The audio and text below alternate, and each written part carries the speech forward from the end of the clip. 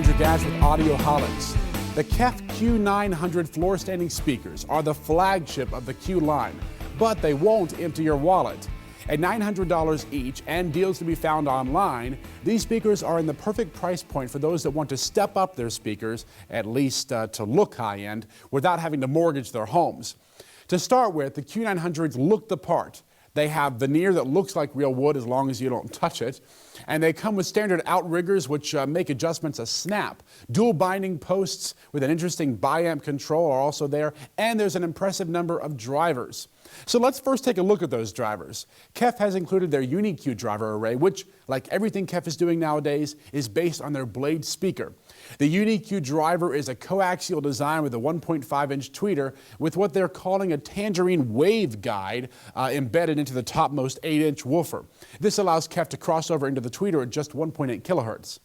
All the drivers, including the tweeter, have aluminum cones, with the top UniQ driver having sort of an interesting ribbed surround. And of the three bottom 8-inch woofers, only one is powered, with the other two being passive radiators, or what KEF actually is calling auxiliary bass radiators. The top one is paired with the coaxial driver, while the bottom two are in a separate enclosure. You can tell because as you press on one, the other one moves, and the same with the bottom ones.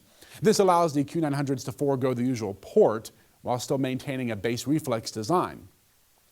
The Q900s are an 8-ohm speaker with a 91 dB sensitivity. That makes them really easy to power to ear bleed levels with even a mid-range receiver. Now, we hooked them up to a number of amps, including the 150 watt per channel Yamaha MX-A5000, and the KEFs just sang.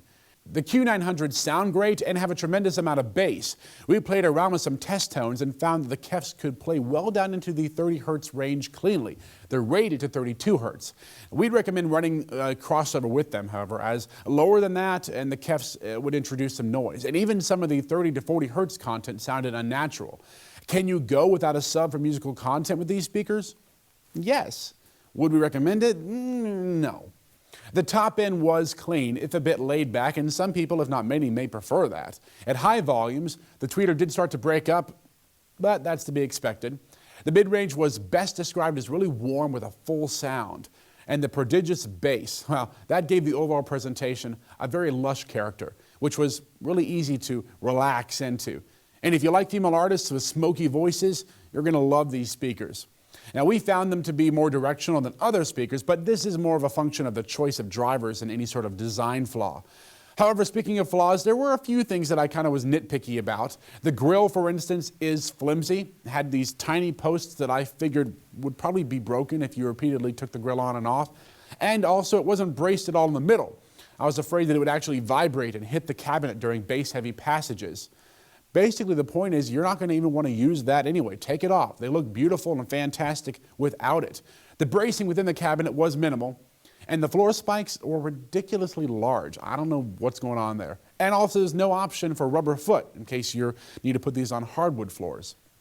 Now, these are minor complaints, especially considering the price, because the Q900s all but make up for that. At $900 each, and a pair going for as little as $1,600, these are really easy on the wallet for the performance and the looks. And with the grills off, these speakers look better than speakers that are twice their price. The sound? I've already talked about that, but I recommend you get yourself to a showroom floor where you can check them out for yourself, and I bet you're going to be surprised at what you hear. Now, here's our question of the week. Coaxial drivers, have you heard one? And if you have, tell us what you think and what speakers were they?